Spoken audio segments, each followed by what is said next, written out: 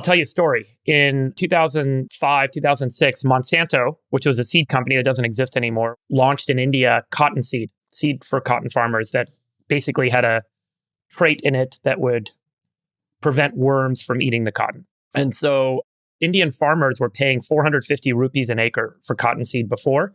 Monsanto basically put this cotton seed, the yields went through the roof. The farmers made 5,000 rupees per acre of incremental profit. And they charged 1,500 or 1,400 rupees per acre for the seed. So it was more expensive seed, but it had a 5,000 profit improvement. And it took off, took the whole market. 90% of farmers bought the seed, not because they had to, but because it was better. And what ended up happening was the Indian government stepped in and said, you got to lower prices. You got to go back to the price of 450 because that's what's fair for farmers.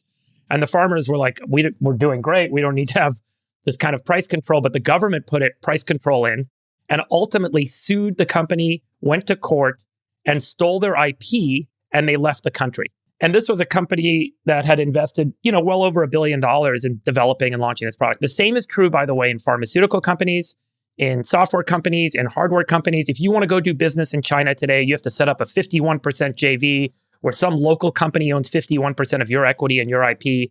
The stories around the world, I think, start to paint a picture of why American businesses find it so hard to develop international markets and sell into those countries, when in the US, we make it so easy for companies based in foreign countries to come and sell in America.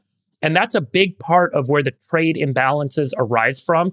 It's not just because Vietnamese people can't afford expensive American goods. It's because it's so much more regulatorily difficult to do work in these countries. They can come in and take your IP.